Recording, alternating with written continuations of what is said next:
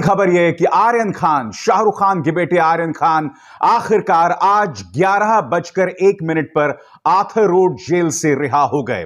वैसे तो रिहाई कल शाम 5:30 हो जानी थी, मगर सतीश मानशिंदे जो कि आर्यन खान के वकील थे, उन्हें आर्थर रोड जेल पहुंचने में देरी हो गई।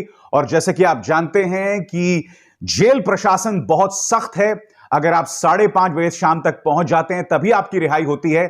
जब जो बेल ऑर्डर है तभी आपकी रिहाई होती है, वरना रिहाई नहीं होती। तो बड़ी खबर यह है, मैं आपको बतलाना चाहूंगा, आर्यन खान रिहा हो गए हैं।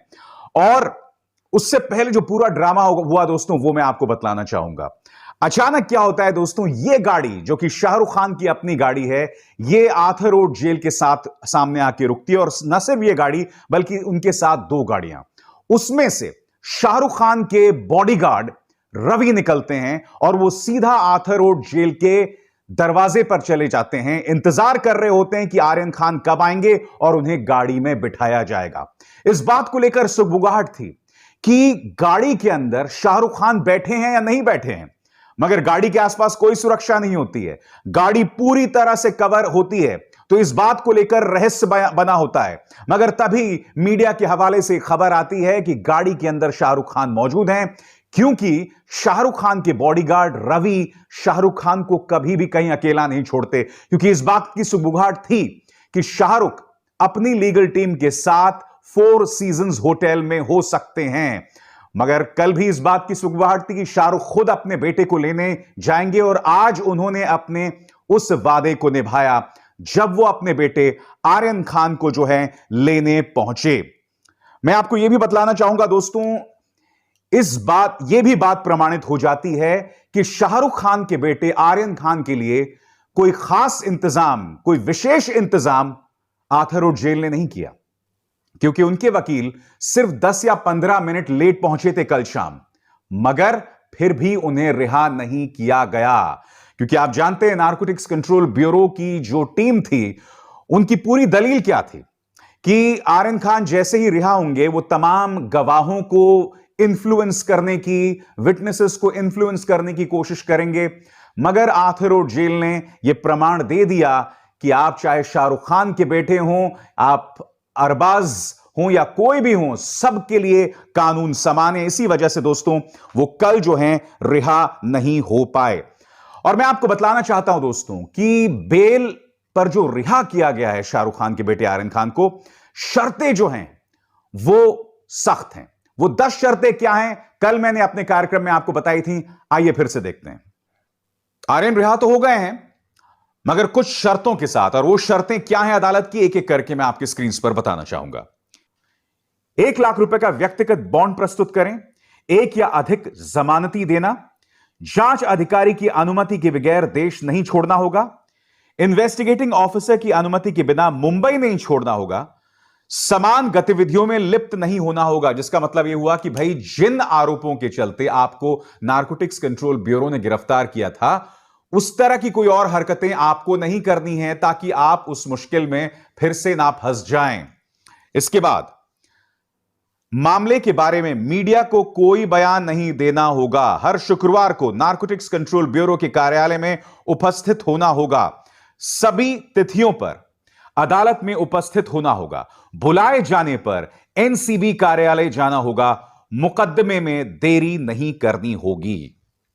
तो तमाम जो उन पर शर्तें लगाई होंगी, जाहिर सी बात है कि आर्यन खान को उन शर्तों का अनुसरण करना पड़ेगा।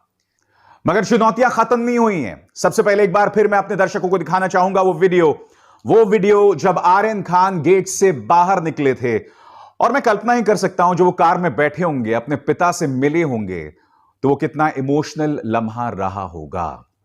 क्योंकि जब आपके बेटे को 26 दिन तक जेल में बंद करके रखा जाता है, जब नारकोटिक्स कंट्रोल ब्यूरो के पास कोई प्रमाण नहीं होते, जब नारकोटिक्स कंट्रोल ब्यूरो खुद को ही एक्सपोज कर देती है अदालत में कह के कि हमारे पास साजिश के कोई प्रमाण नहीं है, जब प्रमाण के नाम पर इनके पास सिर्फ व्हाट्सएप चैट्स होती हैं जो कई महीने पहले हुए, जब नारकोटिक्स कंट्रोल ब्यूरो यह तक कह रहा था कि इंटरनेशनल ड्रग कार्टेल्स के साथ आर्यन खान के ताल्लुकात थे, जब इस तरह की बेतरतीब और वाहियात बातें नारकोटिक्स कंट्रोल ब्यूरो बोल रहा था, जब इस तरह का दबाव था, और जैसा कि आप जानते हैं, इन तमाम प्रेशर्स के चलते, बाकायदा एक साजिश के चलते आर्यन खान को गिरफ्तार किया गया था। तो ये तमाम प्रेशर्स थे फैमिली के ऊपर, और आज आखिरकार वो रिहा हो गए। और एक अजीबोगरीब इत्तेफाक है, और इसका जिक्र भी मैंने कल किया था दोस्तों। 3 अक्टूबर को आर्यन खान को हिरासत में लिया गया था। 3 अक्टूबर को किरण गोसावी उनके साथ सेल्फी खिंचवा रहा था, मगर 28 अक्टूबर तक आते आते खेल पलट चुका था। आर्यन खान जो हैं, उन्हें बेल मिल गई थी। किरण गोसावी जेल में था। समीर वानखेड़े, जी हां, समीर वानखेड़े, जो कि नारकोटिक्स कंट्रोल ब्यूरो के मुंबई जोन के प्रमुख हैं, वो अदालत से अपील कर रहे थे कि भैया मुझे गिरफ्तार ना किया जाए। और शायद हम इसे कर्म कहेंगे, हमारे हिंदू धर्म में इसका सिद्धांत है। आज से 1 साल पहले दोस्तों, रिया चक्रवर्ती के खिलाफ इसी समीर वानखेड़े ने मीडिया को अनाप शनाप बातें लीक की थीं। आज 1 साल बाद उनकी पत्नी क्रांति कह रही थी कि मुझे टारगेट किया जा रहा है।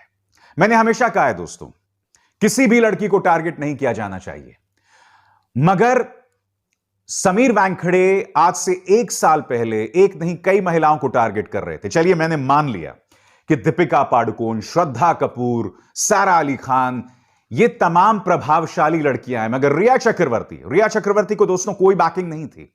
उसके परिवार को इन्होंने लगभग बर्बाद कर दिया बगैर किसी प्रमाण के। और आज 1 साल बाद वही समीर वानखेड़े को गिरफ्तारी का डर सता रहा है। इसलिए कर्म शब्द को हमेशा याद रखना चाहिए। और हां, एक और बात कह दूं, आज जबकि आर्यन खान आखिरकार रिहा हो गए हैं, तो मैं एक बात बहुत स्पष्ट तौर पर गोदी मीडिया न्यूज चैनल से कहना चाहूंगा, समीर वानखेड़े सिंघम नहीं है। जी हां, कई लोग उन्हें सिंघम बता रहे थे। आप जानते हैं अजय देवगन की एक फिल्म थी सिंघम। मैं आपको बताता हूं समीर वानखेड़े सिंघम क्यों नहीं है। क्योंकि सिंघम जो होता है ना, वो सत्ता के करीब नहीं होता है। व्यवस्था, पूरी व्यवस्था उसके खिलाफ होती है। मैं जानता हूं आप क्या कहेंगे कि महाराष्ट्र सरकार, शिवसेना सरकार उनके खिलाफ थी, मगर उन्हें पूरा आशीर्वाद मोदी सरकार का मिल रहा था। और एक और बात, समीर वानखेड़े ने अपनी बीवी के कार्ड का इस्तेमाल किया, इमोशनल कार्ड इस्तेमाल किया अपनी बात को रखने के लिए। एक रियल लाइफ सिंघम या सिनेमा के पर्दे पर भी सिंघम ने कभी अपने परिवार का इस्तेमाल नहीं किया था अपनी बात को आगे रखने के लिए। और हम यह ना भूलें कि इस गोदी मीडिया का सिंघम कई विवादों में घिर गया है। लिखित दस्तावेज में प्रभाकर सेल के आदमी ने कहा है कि 8 करोड़ की वसूली दी जानी थी समीर वानखेड़े को। बाकायदा इस आदमी ने रिटन एफिडेविट में कहा है। समीर वानखेड़े और narcotics control bureau Prabhakar Sail के इस बयान के खिलाफ एनसीबी की अदालत में गए थे, यह कहने कि उनके इस बयान को हटा दिया जाए, मगर नारकोटिक्स कंट्रोल ब्यूरो की अदालत ने ऐसा करने से साफ तौर पर इनकार कर दिया था।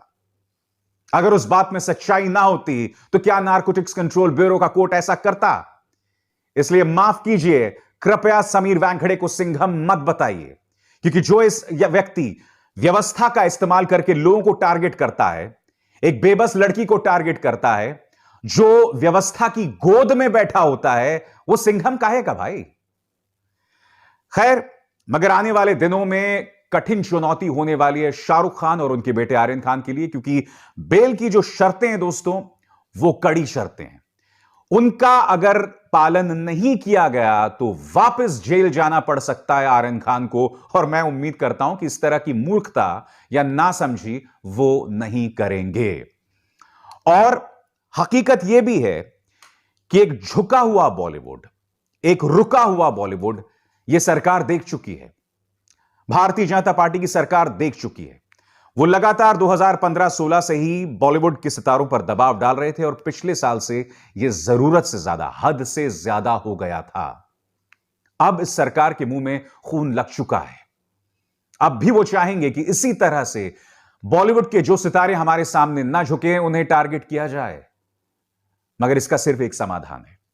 जिस तरह से मेरे पत्रकार इस सरकार से सवाल करते हैं, खामोशी किसी भी सूरत में विकल्प नहीं है। आपको बोलते रहना पड़ेगा, सरकार से सवाल करते रहना पड़ेगा, जैसे आप 2014 से पहले करते थे।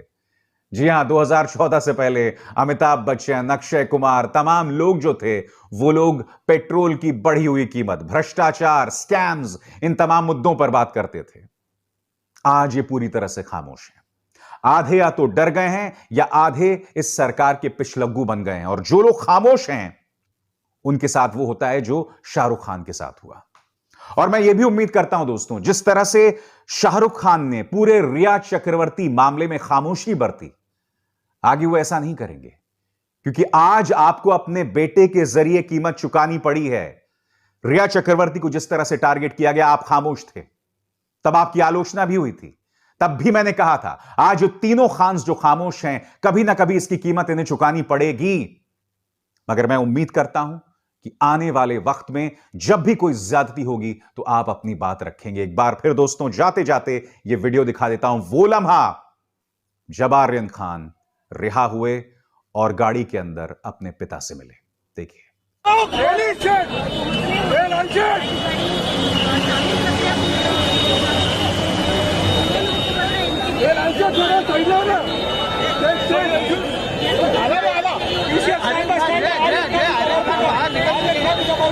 आजिम खान जेल के बाहर निकल गया मसला। अगर आप